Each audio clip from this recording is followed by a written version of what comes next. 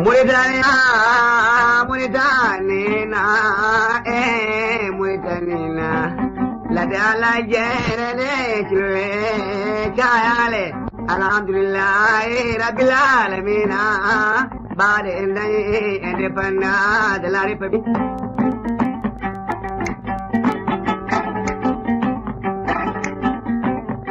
Yeah, don washo don capitaine Mauritanie. We don't know the day independent the Republic de Mauritanie. Chile chayale, Porokraje nane kusade. Alhamdulillah, Rabbil Alamin. Bade Mauritanie de indépendant. Voilà Martin. Martin Schultes. Voilà, Martin Schultes. Donc, c'est le travail servile et les droits syndicaux. À toi. Bonjour à tous. Oui, j'ai choisi ce thème parce que, en tant que représentant de l'organisation UNPO, qui est une organisation qui regroupe des peuples non représentés ou des territoires non reconnus, c'est un peu notre organisation de membres, et donc IRA nous a rejoint, je crois que c'était en 2011 peut-être, comme membre, et donc c'était un peu le rôle qu'on s'était donné, c'était de réussir à désaffranchir et à faire sortir,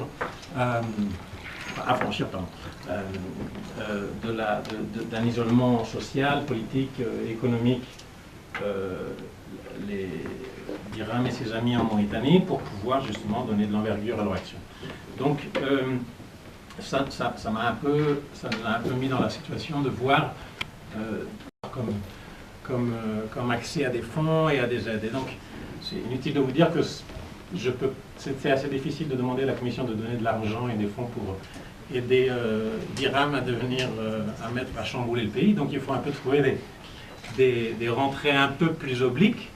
Et donc, ça c'est la première question. Le deuxième problème, c'est que aussi, je pense que sur la question de l'esclavage, il y a un problème, si on fait une démarche de droits de l'homme, c'est qu'on arrive toujours un peu en retard. C'est-à-dire qu'en fait, le souci pour moi, c'est que on rentre dans une logique où il faut attendre qu'il y ait violation, ensuite on peut seulement essayer de réparer les dégâts, alors qu'effectivement, toute la démarche me semble aussi, pour pouvoir éventuellement faire avancer les choses, c'est justement de finalement cadrer la chose en termes de droit du travail, puisque finalement la question, elle est que, en termes pratiques, au-delà, on va dire, de la dominance culturelle qui est clairement aussi, sous-jacente dans la question des textes, il y a, en termes matériels, il y a une question d'horaire de travail, de salaire, des choses qui regardent les droits économiques des travailleurs. Alors la question intéressante, c'est que c'est une démarche que les autorités mauritaniennes elles-mêmes se sont posées. Et à bien voir, il y a eu, par exemple, et ça on le verra je crois dans l'intervention de Ulrich, sur l'impunité et la non-application, et là on vu aussi dans le documentaire, c'est que c'est souvent des domestiques qui sont victimes de la pratique. C'est à peine étonnant dans la mesure où c'est des mineurs. En tant que domestique, tu travailles chez ton employeur. C'est probablement le contexte dans lequel la dominance culturelle qui passe par le type d'interprétation des traditions religieuses plus facilement peut s'imposer, puisque ça rentre tout dans le domaine du domestique, probablement du familial, et que donc effectivement à partir du moment où on adhère à toutes les possibles conventions, il suffit de dire que ces conventions, on adhère à ces conventions sous réserve que la charia a priorité, et du coup la question du type de charia devient très important, et de fait, une fois qu'on est domestique à la maison de quelqu'un, on fait partie de la famille, ça devient du code de la famille, et donc ça devient vraiment effectivement très difficile. Donc je dis ça, je rentre dans ces détails parce que je pense que l'action de l'IRA en Mauritanie d'un certain côté apparaît comme très très typique pour un pays qui a des spécificités. Je pense aussi que d'un autre côté, c'est quelque chose qui est dans l'esprit du temps et qu'en fait, la question des droits de l'exploitation et de l'esclavage moderne est en fait quelque chose qui est en train de devenir quelque chose qui préoccupe beaucoup de la communauté internationale et que donc, je dis ça pour dire que c'est un peu à l'avant-garde de quelque chose, d'un thème qui est en train de monter en puissance sur la scène internationale. Je dis ça, je sais que la Commission européenne, par exemple, est très axée sur ces données des grandes ambitions par rapport justement à arrêter la traite des êtres humains. Alors, ce qui est clair, c'est que la Commission est intéressée à ça quand il s'agit de traite transfrontalière, possiblement vers l'Europe, et donc en migration clandestine, etc., etc. Et donc il y a tout un jeu de filières à battre. Tout le problème de la Mauritanie, c'est que finalement c'est une traite interne, et que donc la question, elle est de rentrer dans des questions de politique interne, et on s'y attelle. Ce que je voulais préciser par contre, c'était que en fait les conventions, elles sont donc ratifiées. Et elles ne sont pas du tout inattendues de façon secrète. C'est tout à fait officiel, l'inattention. C'est-à-dire qu'elles sont ratifiées sous réserve que la charia a précédence. Donc en fait, c'est parfaitement clair et c'est déclaré en fait. Maintenant, ça c'était... donc la question intéressante qui dans cette démarche qu'on a essayé de faire, et on a soulevé, c'est que, par exemple, et ça montre encore combien le problème de la Mauritanie est en fait un problème qui est partagé internationalement dans beaucoup de pays, il y a eu une convention, qui est une convention assez importante du Bureau international du travail, sur les femmes domestiques, et donc sur les droits des femmes domestiques. Qu'est-ce qu'a fait la Mauritanie? Elle a ratifié la convention, et non seulement a-t-elle ratifié la convention du 16 juin, mais un mois avant la ratification, a passé un décret qui, de fait, établit des règles d'embauche des femmes domestiques. Je pense, pour la simple raison, c'est qu'on verra, et on le voit dans les procès, c'est les procès qui amènent aux manifestations de l'IRA avec des sit-ins, des grèves de la faim, sont souvent des procès qui regardent, en fait, des domestiques mineurs. Et donc, je dis ça parce que et c'est important de savoir que les autorités mauritaniennes essayent de se mettre en règle. Ne serait-ce que parce qu'il y a des intérêts, effectivement,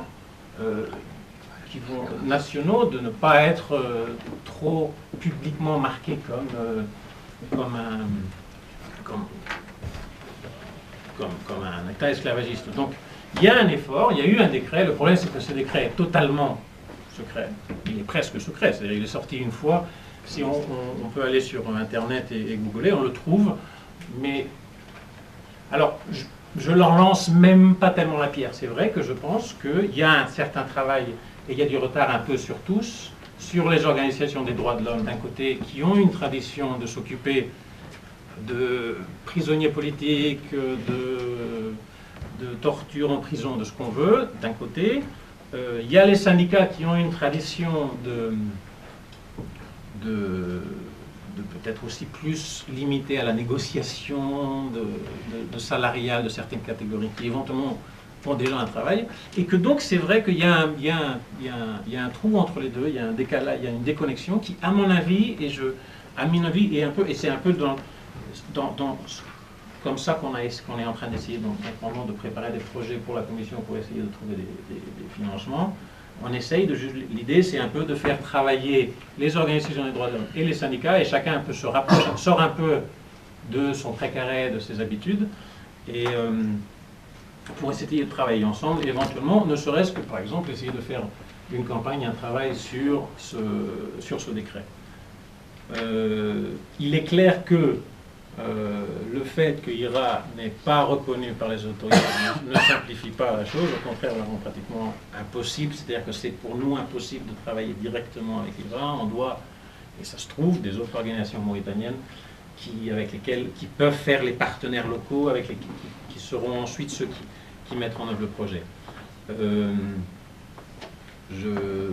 Voilà, donc ça c'est un peu l'aperçu de la difficulté en voulant aider et en voulant faire bouger les choses, je mets certains points d'entrée.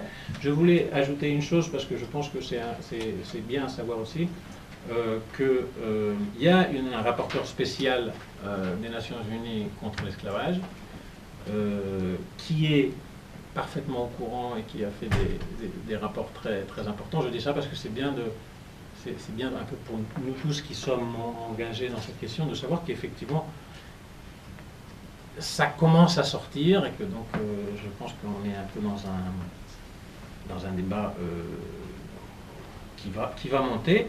Même chose finalement par rapport au Mali. Je sais que le Niger a eu une loi contre l'esclavage de 2003. Le Mali est en train d'y travailler et que donc encore là vous êtes à l'avant-garde et qu'en fait vous serez suivi et que donc voilà, c'est un peu quelque chose. Et ça remet encore un peu ce que je disais avant, c'est que dire le problème est régional, il est régional une fois, il est international parce que c'est une question qui touche beaucoup de pays et que c'est toujours bien de savoir où on se positionne par rapport au combat. Quelquefois on se sent un peu solitaire, mais c'est bien de savoir qu'on est à l'avant-garde de quelque chose plutôt qu'à l'arrière, que seulement isolé comme on peut avoir l'impression qu'on est. Donc voilà, c'était un peu un aperçu de ce que ça veut dire vouloir faire avancer la question en Mauritanie sans vouloir être... c'est pas mon rôle à moi de rentrer dans les détails aussi de certaines hostilités qui, je suis sûr, se développent, mais c'est un peu, voilà, un peu l'aperçu de ce que ça veut dire et à quoi on se confronte quand on essaye d'essayer de trouver les moyens pratiques pour accompagner votre travail et vous donner du ressort, et qu'on est là et qu'on essaye et qu'on n'a pas de raison de croire qu'on ne va pas y arriver. Donc voilà, c'était un peu